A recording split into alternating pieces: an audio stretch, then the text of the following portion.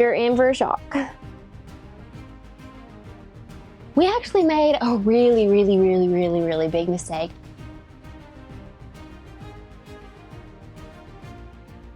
Being able to say you trust your spouse with your life is one thing. You don't really get the luxury of a miscommunication. And that's actually when we made a new rule. If there's one thing that we've gained from all of this, woo, good job, baby! Cheers. Bon appetit.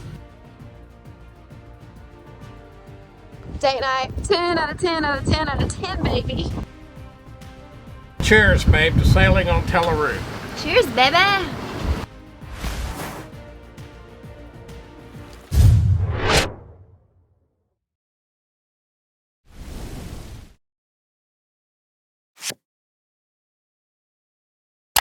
Welcome back to Sailing Tellaroo. Have you ever wondered what it's like to sail full-time as husband and wife? And could you do this with your spouse? The ultimate marriage test, boat life 24/7. They say marriage is hard work, but have y'all ever tried it while sailing around the world on a monohull sailboat with just your spouse, no crew, and nowhere to run? Well, welcome to the ultimate test of love, patience, and teamwork. We're diving into exactly what it's like to sail full-time as husband and wife on a small sailboat. And we have no crew. It's just us, husband and wife. Boat life 24/7. And let's just say, sometimes it feels like a little bit less of a honeymoon and a little bit more like survival. So in this video, we're pulling back the sail or the curtain to show you the raw truth, highs, lows, and everything in between about sailing as a married couple. So buckle up, because it ain't all sunsets and smooth sailing. In fact, sometimes it's more like swimming upstream.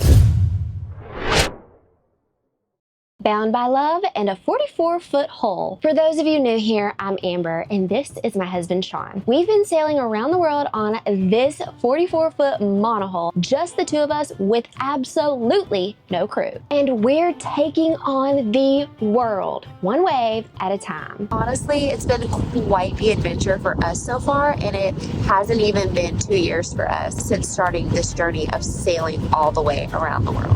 We've learned a lot, like how to live together in very close, tight quarters without throwing each other overboard. Now, you might be wondering why we feel qualified to talk about this ultimate marriage test, boat life 24/7. Well, let's just say we've got some serious miles under our keel. In the last 19 months of our circumnavigation, it's been just the two of us sailing thousands of miles and even crossing an ocean, facing storms and navigating some of the most stunning places on Earth. Before we dive into the real test of sailing together, let's recap the journey so far, because trust me, it's been anything but boring. We started on March 1st of 2023, leaving our home port in Coconut Grove, Florida. From there, we sailed to Key West, then on to Isla Mujeres, Mexico, and after that, we doubled back to the Bahamas to prepare for our first ever ocean crossing. From Spanish Wells in the Bahamas, we set off for Bermuda, and then across the Atlantic to San Miguel in the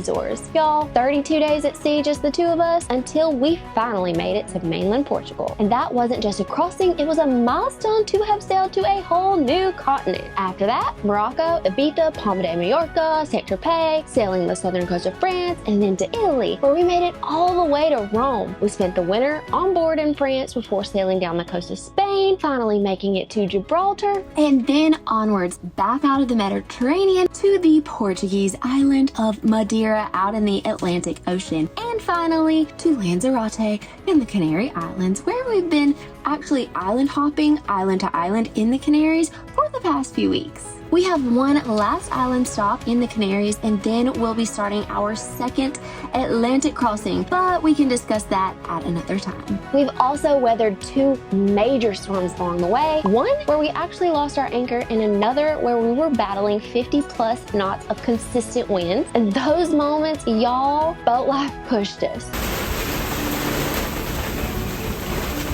We got a problem? Yeah.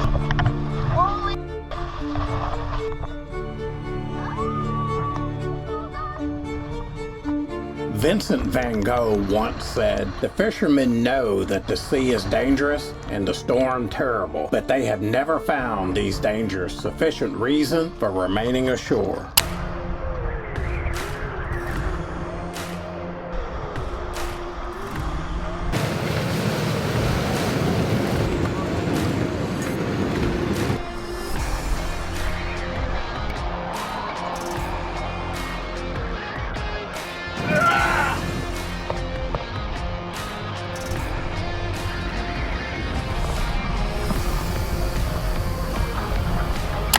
So from having navigated through the Orca Zone twice, carefully, quickly, with our eyes peeled, Made it through the Strait of Gibraltar and made it through the treacherous Orca Zone. I tell y'all what, you read some of those Orca reports where you see those orcas have torn some rudders off some sailboats and sunk them right there in the strait, and then you head out there in the middle of the strait in your own boat. I'd have you puckered up like a cow's ass in fly season. to celebrating our wedding anniversaries, birthdays, and even holidays, all in foreign places aboard our floating home, we've experienced a lot. And through every challenge, we've not just survived, but we've found moments to thrive, documenting it all on YouTube for the world to see. And that's why we feel like we can make a video about this subject, the ultimate marriage test. Boat life 24/7.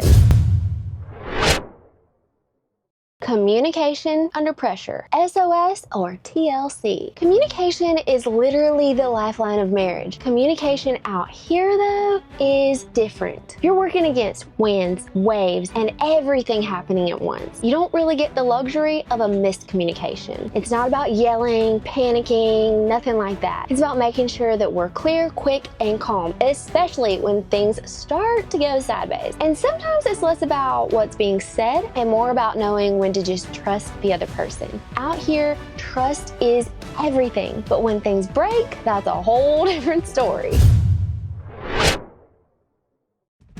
Not today, problems, problem solving. Or as we call it, how can we duct tape this thing back together before the next storm hits? I'm kidding, but not kidding. You broke the zipper. Tried to duct tape it. Boat life is like a puzzle, except half the pieces are missing, the instructions are in another language, and everything's wet. Boat life isn't just about sailing. It's about figuring out how to keep things running when you're out in the middle of nowhere and something decides to break. And it's always gonna break at the worst time.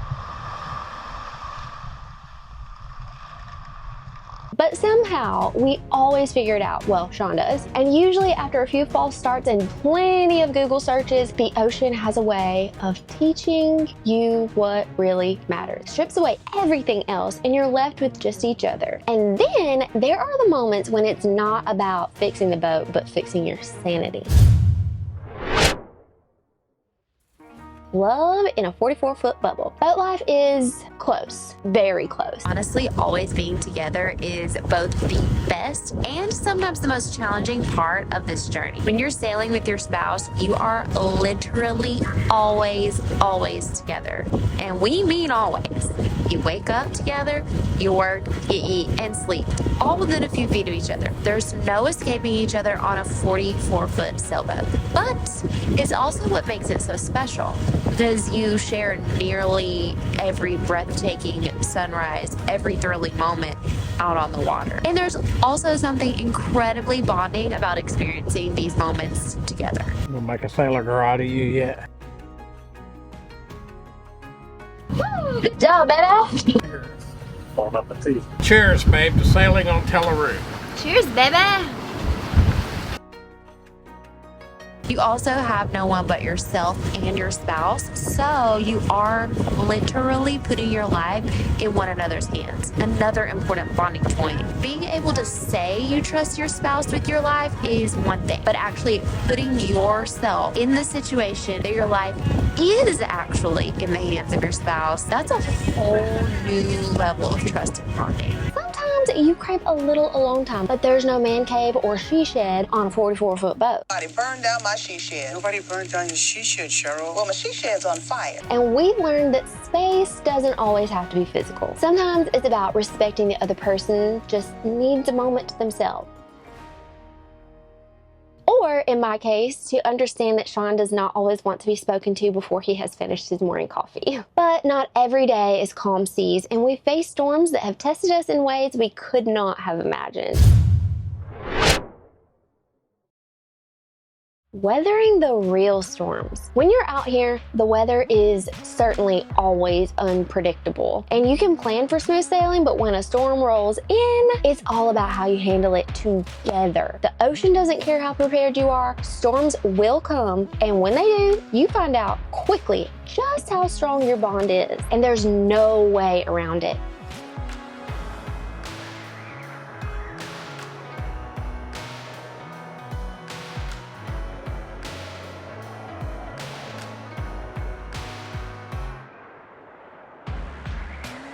The ocean humbles you. Every storm is a reminder that no matter how prepared we think we are, we're still at its mercy. But making it through together are the moments that make you stronger, both as sailors and as a couple. We have faced 2 major storms so far, one in Italy and one in Ibiza. Both times it was just the 2 of us, of course, against all the elements. And y'all, there is no room for hesitation in moments like that. It's all about trust and clear communication. And when the storm passes, you realize if we can get through that, we can get through anything. It also really helps to have a boat that you trust with your life in those big storms too, just saying. But sometimes the storm is less about the weather and more about needing a break from the boat.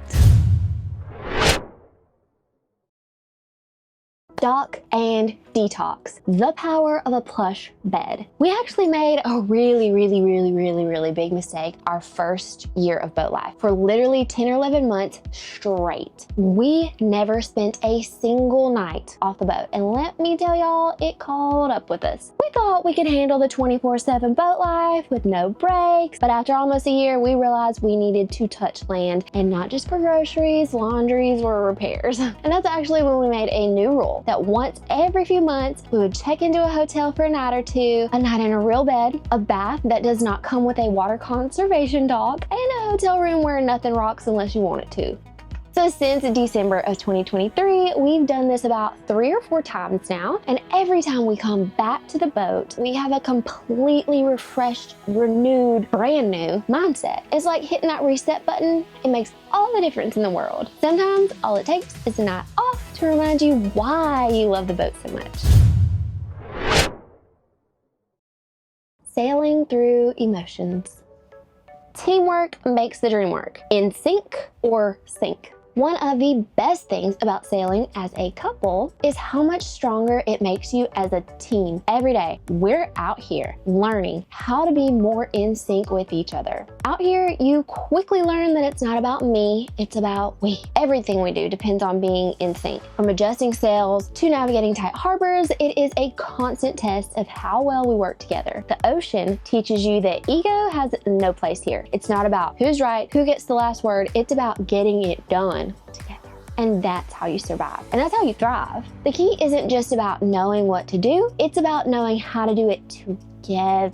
Trusting each other and moving as a team. Well, it's a rhythm that we've developed over the past 19 months, but I have to just put it out there and be completely honest, it hasn't always been that way. It's been an ongoing, on-the-job type of learning. But the better we are at this as a team, the happier our life is. And after 19 months, we've learned that sailing together isn't just about steering the boat, it's about navigating life together.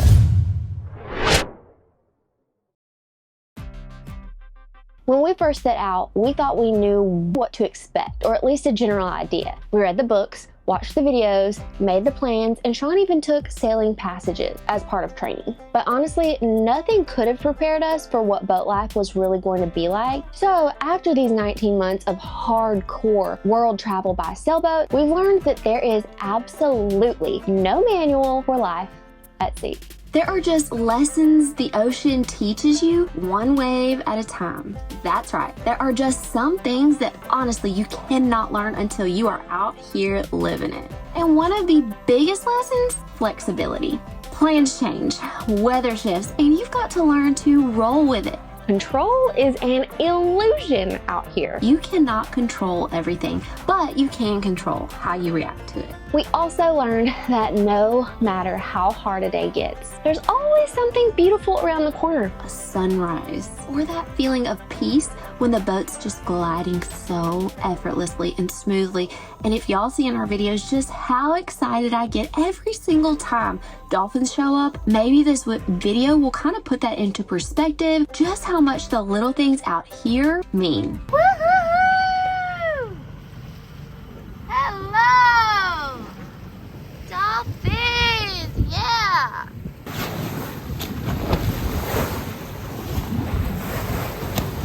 Oh my god! Woo! Sometimes a playful dolphin is that bright moment in the middle of a challenge. And before we end out this video, Here's a few bonus things to keep in mind, tips, if you will, that might surprise you. First and foremost, something we learned early on is that if you had traditions on land or little gestures that made life special on land, don't leave them behind when you move aboard. one way that we've been able to stick to our roots and bring a little bit of the familiar traditions with us is by making homemade biscuits and having some bacon when we can find it, and bringing all of those southern meals that we're used to cooking on board with us.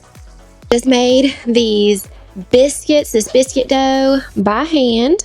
As y'all can see, the galley is a mess, but this is how we keep traditions alive. Homemade biscuits, they're about to go in the oven. I'll show y'all when they come out. So while the biscuits were baking, I finished making the bacon and I tidied up the galley, and now it's time to eat. They look really good.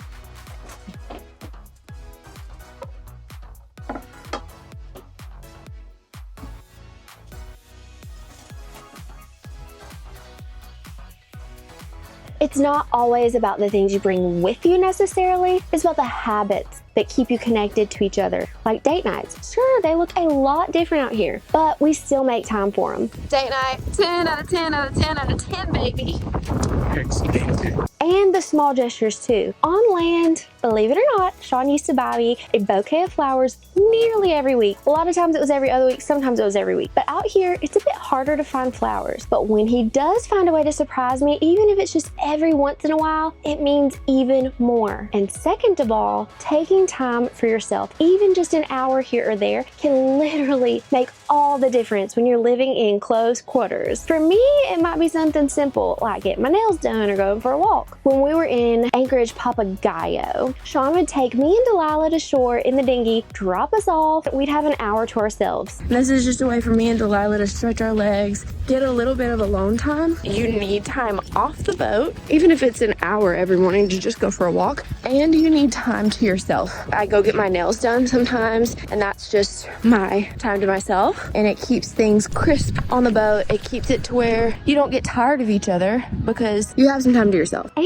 if y'all think you can live this lifestyle without taking those little moments, hate to break it to you, but you're in for a shock. Sean takes time away too. Sometimes he just heads to shore while I'm editing our weekly videos, and he'll visit Chandler's, and he even goes bourbon hunting without me sometimes. Another big important point, you don't have to be extraordinarily strong-minded to live this life, but it helps if one of the two of you is. For us, that's Sean. He is the rock out here, especially when things get tough. I'm a bit more emotional, and if he wasn't so mentally strong, we'd definitely have a lot more challenges. I'm scared.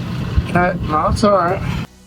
And finally, one of the most important lessons is to stay true to yourself. it's key. This lifestyle is all about freedom. And if you're not staying true to who you are, then you're gonna feel lost. People have commented on the fact that I still do my makeup or I still keep my nails done while we're sailing, but that's just who I am. And I don't always get to get my nails done, but when I get the opportunity, I do. I wasn't raised to be a tomboy, and I feel my absolute best when I'm putting just a little bit of effort into myself. And don't get me wrong, I've adapted a lot since living on land. I mean, I used to wear wedges to the grocery store. I was a fashion design student in Miami, and fashion was my life. And while I've toned it down, bikinis and athleisure are literally my new normal and my new wardrobe. But I still take the time for the little things that make myself feel like myself. And that is so important. Just because we've taken on this massive challenge of sailing around the world as husband and wife with no crew doesn't mean we have to give up the things that make us happy. And trust us, it makes all the difference. Boat life teaches you to slow down, to appreciate the things that you'd normally overlook. It's definitely not always glamorous, it rarely is, but it's real, and that's what makes it so powerful. If there's one thing that we've gained from all of this, it's perspective. You really realize what matters to you when you're out here. How to let go of the small stuff, how to stay focused on what's in front of you, and how to be grateful for the simplicity of it all. We didn't just learn how to sail, we learned how to adapt, how to problem solve, and how to rely on each other in ways that we literally never imagined that we'd need to. And that's something that we'll take with us long after our circumnavigation by sailboat ever ends. Thank y'all so much for joining us on this leg of the adventure. I hope this video sparks a conversation about chasing your own unique adventure with the person you love. Even if it's not sailing, maybe it's something that pushes you out of your comfort zone and brings you closer as a couple. If you found this video insightful or you got thinking about your own adventure, hit that like button and be sure to subscribe if y'all want to follow our journey as we continue circumnavigating the globe. And if you made it all the way to the end, drop a hashtag Tellaroo in the comments below, and we'll see y'all next time on Sailing Tellaroo.